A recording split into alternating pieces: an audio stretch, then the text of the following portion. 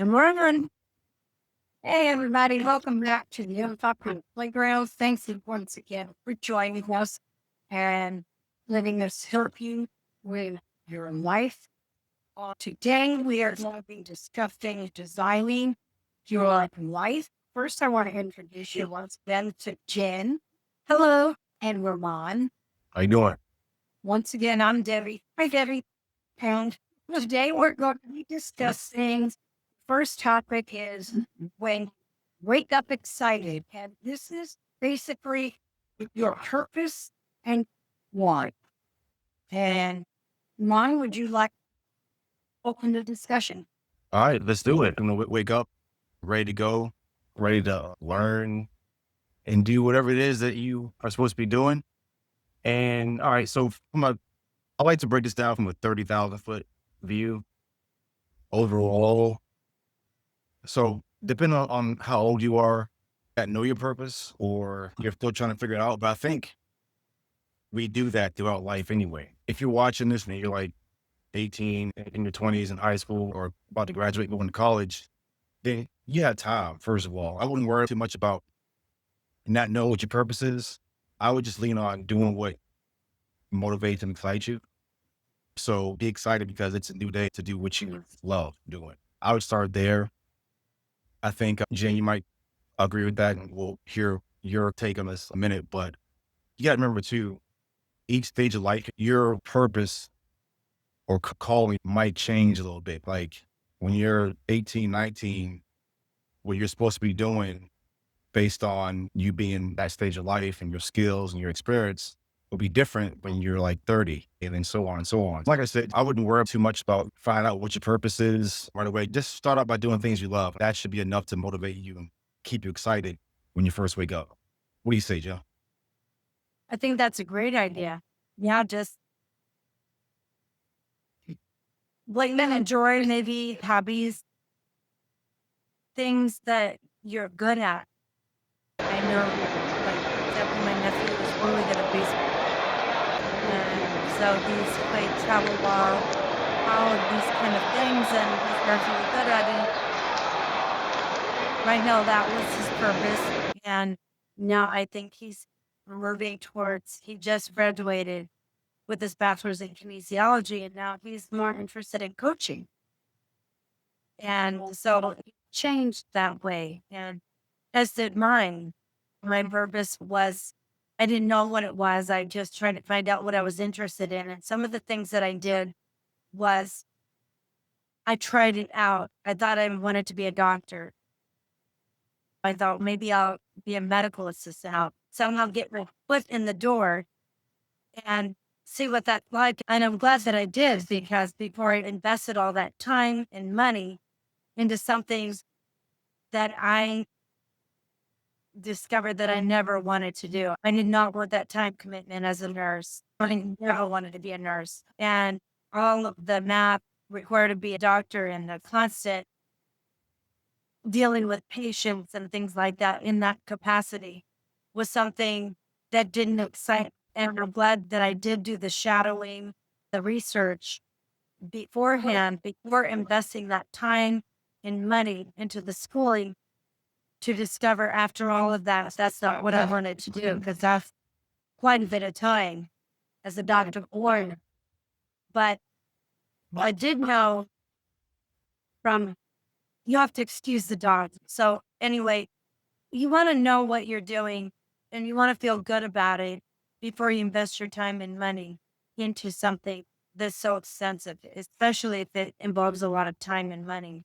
You want to make sure. I've always known that I wanted to be a teacher.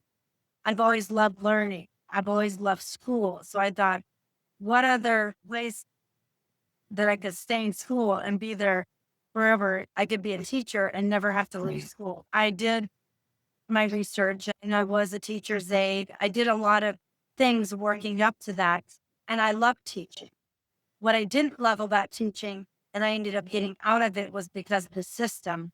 I found it wasn't teaching the things for life, things that I really needed to know, the things that my parents weren't teaching me or didn't have time to teach me. I had no idea about a checkbook. I had no idea what insurance was. I had no idea how to get an apartment. My parents didn't teach me that. I was so frustrated and I wish that somebody would have been there for me to teach all of that stuff. And then the things that you have to do and this lack of support for the students and the teachers. It was so disheartening. And that's probably what drove me all of this experience and all of the other negative experiences that happened in my life drove me to my why now. That I did not want all of my suffering, all of the lessons that I've learned to be for nothing.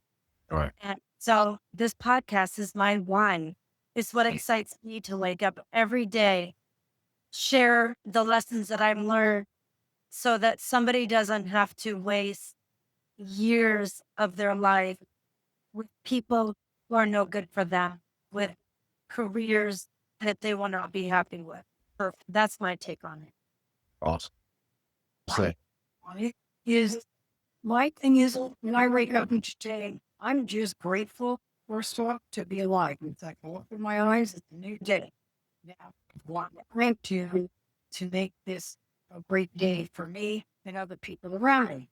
And it's like, what do I find pleasure in doing? I'm retired and I enjoy doing love being busy. I'm a social person. And I try and take the lessons I've learned in life and bring it to others. And since moving to where I am at now, I have met new friends and I've gotten into different things, and my education has helped out in different situations. And it makes me feel good because I'm not working, but yet I'm helping people. And people will call me and ask me for advice. That makes me feel good. But my why in life has always been, I feel like everybody's put on this earth to serve a purpose. Kind of what I did. I was a teacher early on in life, and I worked with kindergarten, first grade. My private school, these were kids that their parents dropped them off at 6:30 in the morning and picked them up at 6 o'clock at night. I was basically their mom. And I was there to give them the love and the attention and the affection as well as educating them. I could have told them the sky was purple and they would have believed me because I was their sole person for the majority of the day. But I love giving and I get joy in seeing it coming back.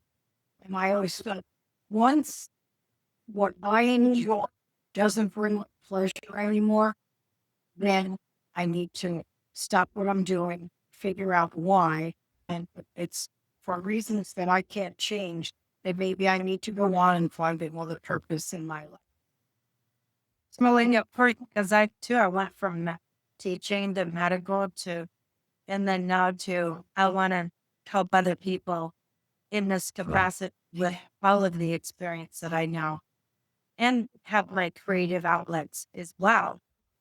one is when you do things that you enjoy and that you love and that you're getting something out of it, it's beneficial to you, like Debbie was talking about, then that leads you on to the next thing because you're going to find out that you want to take what you're doing even further or do something else. So each step along the way, like you doing one thing is going to lead into the next. It's going to prepare you in some way. Okay. And then number two, and this might resonate with a lot of people, is that for me, a lot of my purpose throughout my life has been whatever struggle or problem I was going through in that particular stage of my life. Then once I found the solution and do it, then I want to help other people with that same problem. So for those of you listening, if you're struggling with this because you're focused on whatever problem in your life, get through it. Don't stop. Like they say, when going through hell, keep going, don't stop. All right. So when you get to the other side of that, you have the solution, help other people because other people are right behind you coming through that tunnel, waiting to see that light at the end, just like you were. So those two things stick out to me. They want the solutions already there. People are looking for these problems to be taken out of their pain. And you can make a living off of that. Not that you price gouge people, but that you're offering when we do these podcasts and things like that. And people are getting free. Anybody that's listening, this is all free. All you have to do is subscribe, share it so that other people can hear it and get the message. You can still charge a reasonable price for that solution. And if a lot of people are getting it, and you see those people that are doing apps that are what, $2, but everybody wants that solution for $2. You get 1 million people doing that solution for $2. You're making a pretty good living off of that. And it's still not costing people a lot out of pocket as well. And so it's a win for everybody. Yep. Thing I have to say is that when you do find a job and go in, you love the job in the beginning. I mean, the last job I had, I woke up, I was so excited to go to work every day. I worked extra days and we worked long hours as nurses, long hours. And I was so excited about taking extra shift. Oh yeah, one time I worked 9 days in a row, 12, 13-hour shifts. Then everything changed as far as administration. And that's when things got to the point where it wasn't very pleasant working in here. There was no appreciation. There was no gratitude. They started changing the way things were, and patients are not receiving the care and the thoughtfulness that we did before. And I just felt like this is not what I signed on for. And at that point, that's where I had to reassess my values and say, I can't do this anymore because I'm not doing something out of the goodness of my heart anymore. And this is not what I value. And then you have to know that and then say, it's time for me to move on because I can't change administration or what they want to do. So I need to move on to something else where I can take my skills and I can do better for Yeah. people. Yeah. I couldn't have put it better, Debbie. Yeah. Definitely. Perfect, because that's exactly like what teaching. It wasn't enjoyable anymore. Right. It was satisfying. And when you wake up dreading to go in, do I want to be hit by a truck or do I want to go into work and find something else? No. So we're at there, wrap it up. All right. But so that is it for this talk. We hope that you gain value, share it with somebody else, follow, subscribe, and join us for our next talk on personal inventory, being able to find what you're good at, taking a personal inventory of your skills so that you can find that job, that thing to wake up for. They're a step closer in the next episode. So make sure to pay attention and join us for that episode. All right. Stay curious and Stay high vibing.